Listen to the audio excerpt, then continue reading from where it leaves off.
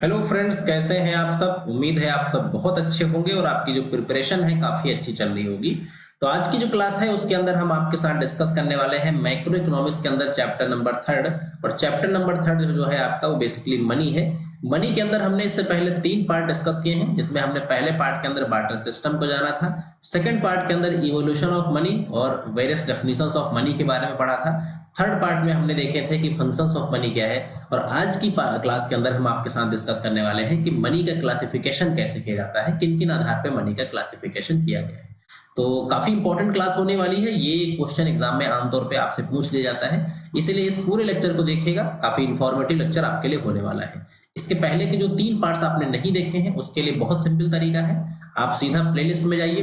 Playlist में हमने सारे लेक्चर्स को बिल्कुल सीरीज से सीक्वेंस में डाल रखा है। सारे लेक्चर्स को आप स्क्रॉल करके बहुत आसानी से देख सकते हैं। बाकी जिसके पहले का जो लेक्चर थर्ड है उसका आपको जो लिंक है वो आई बटन के अंदर भी मिल जाएगा।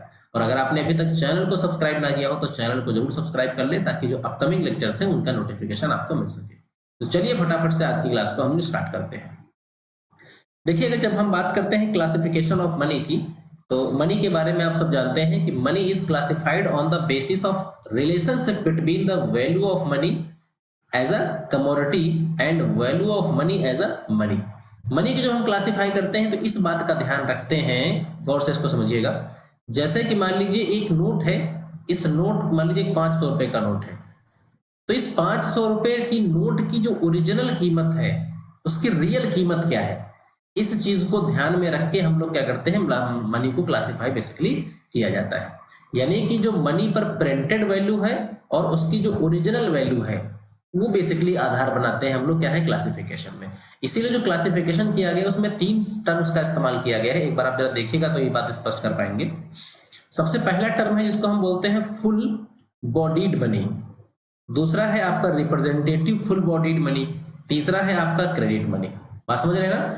यानी कि मनी की जो प्रिंटेड वैल्यू है और मनी की जो इंटरनल वैल्यू है, उन दो उसी चीज को ध्यान में रख के मनी को हम क्या करते हैं, क्लासिफाई करते हैं।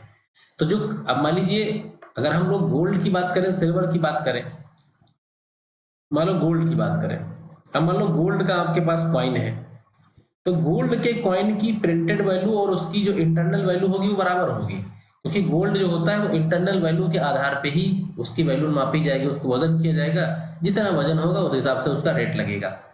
लेकिन जो नोट है, नोट की कीमत कब तक है, जब तक सरकार ने उसको अथॉरिटी दे रखी है। अगर सरकार ये अनाउंसमेंट कर दे कि भैया कल से 500 रुपए के जो नोट चल रहे हैं बंद, तो फिर बंद हो जाएंगे। तो यानी नोट की इंटरनल वैल्यू एक्सटर्नल वैल्यू दोनों बराबर नहीं होती है, लेकिन गोल्ड की ऐसा होता है। तो उसी को आधार बना के हम लोग मनी को 3 पार्ट में क्लासिफाई करते हैं। पहला इसका जो पार्ट जो कि बताया गया फुल बॉडीड मनी, दूसरा है रिप्रेजेंटेटिव फुल बॉडीड मनी, तीसरा है आपका क्रेडिट मनी। अब हम जानेंगे सबसे पहले फुल बॉडीड मनी क्या होता है। चलिए, तो फुल बॉडीड मनी के बारे में बात करते हैं। इसमें देखिए कहा गया है कि full bodied money refers to any unit of money whose इनस्टिक value and face value are equal, जिसका मैंने भी जिक्र किया। यानी फुल बॉडीड मनी वो मनी है जिसका आपका उसकी इंटरनल वैल्यू और उसकी एक्सटर्नल वैल्यू दोनों बराबर होती है।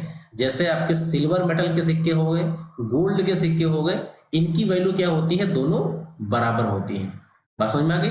तो सिल्वर के सिक्के मान लीजिए अगर जो भी प्रिंटेड होगा और उसका इंटरनल वैल्यू क्या होगी, दोनों बराबर होंगे, उससे कम उसकी वैल्यू नहीं होगी। रिप्रेजेंटेटिव फुल बॉडीड मनी क्या होता है, रिप्रेजेंटेटिव फुल बॉडीड मनी जो है इससे थोड़ा सा डिफरेंट है। जैसे representative full bodied money usually refers to money made of paper, जो मनी पेपर की मेड होती है उसे बोलते हैं representative full bodied money. The money value of representative full body money is much higher than the commodity value. जैसे मैंने अभी आपको बताया कि 500 रुपए की नोट की जो वैल्यू है वो कुछ नहीं है, लेकिन उसके ऊपर जो 500 रुपए लिखा है उसकी वैल्यू है। भाई 500 रुपए का नोट कागज का है, तो उस कागज की वैल्यू क्या है, अगर होगी भी तो मैं मान लेता हूँ 2-4 रुपए की होगी, 500 की तो नहीं होगी। तो इसका मतलब क्या है कि उसकी जो रिप्रेजेंटेटेड वैल्यू होती है वो मच हायर होती है। रिप्रेजेंटेटिव वैल्यू कौन सी, 500, और उसकी जो इलास्टिक वैल्यू होती है वो हमेशा क्या होती है, कम होती है। यानी मनी वैल्यू हमेशा उसकी ज्यादा होगी और कमोडिटी वैल्यू हमेशा उसकी क्या होगी, कम होगी। यानी कि जो वो कागज है, कागज की कीमत कम है, लेकिन वो एज अ मनी उसकी कीमत क्या है, 500 रुपए है मान लो। So such type of paper money is completely backed by the metallic reserve of gold. इस बात को जरा ध्यान दीजिएगा, जो नोट छापे जाते हैं, जो करेंसी छापी जाती है, उस करेंसी के पीछे सरकार क्या करती है, गोल्ड और सिल्वर के रिजर्व मेंटेन करती है, और उस रिजर्व को सरकार क्या करती है, रखती है, और रिजर्व रखने के बाद उन पैसों को, नोटों को छापा जाता है। आपको क्या लगता है कि सरकार चाहे तो जितनी मर्जी हो उतने पैसे छाप सकती है? ऐसा नहीं होता भैया। सरकार चाहे जितनी मर्जी में नोटें छाप दे, ऐसा नहीं होता है। सरकार को उस छापने के पीछे, यानी पेपर करेंसी को प्रिंट करने के पीछे एक गोल्ड और सिल्वर का एक रिजर्व रखना पड़ता है, देन सरकार पैसे छाप सकती है। तो अंधाधुंध सरकार पैसे नहीं छाप सकती है। तो जो रिजर्व रखा गया है गोल्ड सिल्वर का, वो आपके नोट को क्या कर रहा है, रिप्रेजेंट करने का काम कर रहा है। एक्चुअली वो नोट आपका गोल्ड में कन्वर्ट नहीं हो, मतलब गोल्ड में कन्वर्टेड नहीं है, लेकिन वो स्टॉक रखा है, दैट मीन्स वो रिप्रेजेंट जो कर रहा है वो उसी गोल्ड सिल्वर को ही वो नोट रिप्रेजेंट करने का काम कर रहा है। So for the convertible paper receipt one can exchange the amount mentioned on the paper receipt for the equal value of gold and silver। इसका मतलब यही है कि जो 500 रुपए उस कागज के ऊपर लिखा है, इसके पीछे 500 रुपए का गोल्ड और सिल्वर का जो रिजर्व है वो रखा है। इसका मतलब अगर आप चाहें तो वो 500 रुपए से गोल्ड और सिल्वर को आप क्या कर सकते हैं, एक्सचेंज कर सकते हैं। ये पावर होती है बेसिकली गोल्ड एंड सिल्वर में। मनचाहे तरीके से नोटें नहीं छापी जाती हैं। अब देखिए, रिप्रेजेंटेटिव मनी के भी दो टाइप हो सकते हैं। एक होती है जिसको हम लोग बोलते हैं कन्वर्टेबल पेपर मनी, एक होती है इनकन्वर्टेबल पेपर मनी। तो the currency note that can be freely converted into full bodied money in the form of gold and silver, यानी जो जिस करेंसी को आप फ्रीली गोल्ड एंड सिल्वर में कन्वर्ट कर सकते हो उसे हम बोलते हैं कन्वर्टेबल पेपर मनी।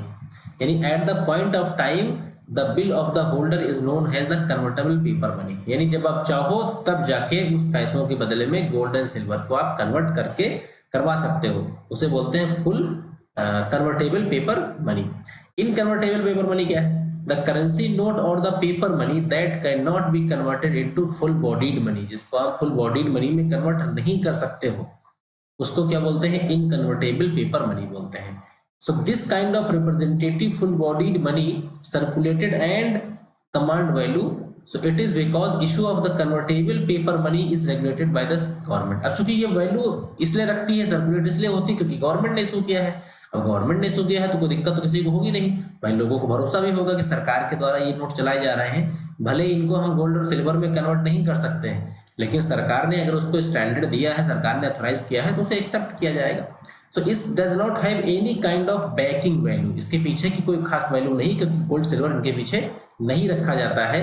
जैसे कि Indian 1 rupee note can not be converted into full bodied money, 1 रुपए का जो नोट है उसे आप फुल बॉडीड मनी में कन्वर्ट नहीं करा सकते हो, क्योंकि इसके पीछे कोई भी बैकअप नहीं रखा गया है। बात से समझ में आ गई होगी।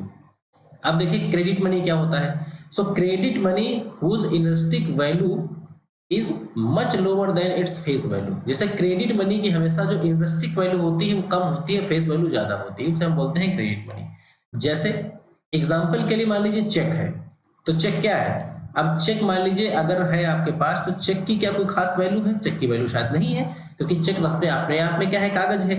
लेकिन अब चेक चाहो तो 5 लाख रुपए का चेक आप लिख सकते हो, तो अगर वो चेक आपका लीगल है तो 5 लाख रुपए का ट्रांजैक्शन हो जाएगा। लेकिन वैसे अगर आप चेक मान लीजिए बेकार है, वो कागज है, तो फिर कागज की कोई वैल्यू नहीं है, तो उसको हम बोलते हैं क्रेडिट मनी।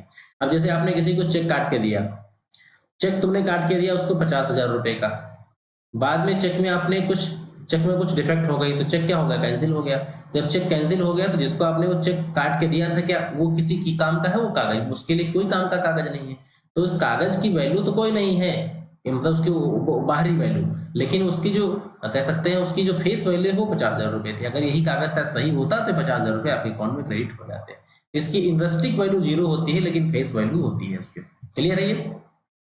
अब देखिए various type of credit money, तो अलग अलग टाइप की क्रेडिट मनी जो है हमारे यहाँ चलती है, उसके बारे में हम लोग जान लेते हैं। देखिए इसमें कहा गया है टोकन कॉइन्स, तो क्रेडिट मनी का एक और एग्जांपल है आपका टोकन कॉइन्स, यानी these are the small coins of various values whose money value is greater than the commodity value. जिसकी मनी वैल्यू क्या होती है, कमोडिटी वैल्यू से ज्यादा होती है। जैसे मनी वैल्यू क्या होगी, कमोडिटी वैल्यू से ज्यादा होगी। जैसे 1, 2, 5 और 10 रुपए के जो सिक्के हैं बेसिकली वो कहें वो आपके टोकन कॉइन्स के अंदर उनको हम कंसिडर करते हैं। एक होता है representative token coin. Representative token money is the money that is full backed and irredeemable in the gold and silver. जो रिप्रेजेंटेटिव टोकन होता है वो फुल बैक्ड होता है गोल्ड और सिल्वर में, उसे आप रिडीम कर सकते हो। आप चाहो तो बैंक गोल्ड और सिल्वर में उसे जाके आप कन्वर्ट करवा सकते हो। Circulating promissory note and issued by the central bank. इसका मतलब क्या है? The currency note issued by the central bank are known as circulating promissory note. ये कौन कौन से सर्कुलेटिंग प्रोमिसरी नोट है? 100 हो गया, 200 हो गया, 500 हो गया, 2000 हो गया। ये सारे के सारे कैसे हैं? आपके सर्कुलेटिंग प्रोमिसरी नोट। हालांकि 2000 के नोट को लेकर आप जानते हैं कि इसको गवर्नमेंट ऑफ इंडिया के द्वारा ये डिसीजन लिया गया है कि इसे मतलब हटा लिया जाएगा, मतलब इसे कह सकते हैं कि मार्केट से हटा लिया जाएगा। ज्यादातर नोट जो है बैंक में डिपॉजिट हो चुके हैं, जो नहीं डिपॉजिट है उनका जो प्रोसेस है वो चल रहा है। इसके बारे में एक बात पर और गौर करिएगा, जैसे आपका ये वाला जो सर्कुलेटिंग प्रोमिसरी नोट है ये आरबीआई के द्वारा इशू करा जाता है और इस पर हमेशा एक स्टेटमेंट लिखा होता है, I promise to pay the bearer the sum of rupees. 100 वाले में 100 रुपए, 200 वाले में 200, 500 वाले में 500 रुपए लिखा होता है और गवर्नर का साइन होता है। क्योंकि ये सर्कुलेटिंग प्रोमिसरी नोट है जो कि सेंट्रल बैंक के द्वारा इशू किया गया, लेकिन 1 रुपए के नोट पे देखिएगा ये बात उस पर नहीं लिखी होती, क्योंकि ये आपका जो होता है बेसिकली वो इस तरीके का मनी है जिसके पीछे कोई भी गोल्ड रिजर्व नहीं रखा गया है, गोल्ड या सिल्वर का reserve. Demand deposit in the bank. Demand deposit are the claim और deposit against bank. So demand deposit can be withdrawed from the bank और ट्रांसफर टू अनदर पर्सन। जैसे आपके खाते में जो डिमांड डिपॉजिट है, जो पैसा जमा है, तो आप चाहो तो उसे कभी विथड्रॉ कर सकते हो, या चाहो तो उसे चेक से निकाल सकते हो या एटीएम जाके निकाल सकते हो। तो such deposit do not have any kind of backing. इस डिपॉजिट के पीछे भी कोई गोल्ड और सिल्वर का बेसिकली स्टॉक नहीं होता है, लेकिन जो यहाँ पर मनी वैल्यू होती है चेक की, वो भी हायर हो सकती है कमोडिटी वैल्यू से। इस बारे में हम लोगों ने अभी डिस्कस किया था कि चेक की इंटरनिस्टिक वैल्यू कुछ नहीं होती है, लेकिन उसके ऊपर जो उसकी वैल्यू आप लिखते हैं वो वैल्यू उस चेक की ओरिजिनल वैल्यू से हमेशा ज्यादा होती है, तो उसे हम लोग बोलते हैं demand deposit in the banks. तो ये बेसिकली आपका क्लास थी। इसमें बेसिक तौर पर आपने 3 टाइप्स इसके देखे, एक था फुल बॉडीड मनी, एक रिप्रेजेंटेटिव फुल बॉडीड मनी, एक था आपका क्रेडिट मनी। तो ये क्लासिफिकेशन ऑफ मनी था। मेरे ख्याल से ये लेक्चर आपके लिए इंफॉर्मेटिव रहा होगा, क्योंकि मनी के क्लासिफिकेशन पे सवाल अक्सर एग्जाम के अंदर पूछे जाते हैं। तो अब अगर आपके पास ये सवाल पूछा जाएगा तो आप इसका आसानी से एक्सप्लेनेशन कर सकते हैं। वीडियो आपको अच्छा लगा हो तो आप वीडियो को लाइक कीजिए, अपने फ्रेंड के साथ इस वीडियो को शेयर कीजिए। चैनल को सब्सक्राइब ना किया हो तो सब्सक्राइब कर लीजिए ताकि अपकमिंग लेक्चर्स की नोटिफिकेशन आपको प्राप्त हो सके।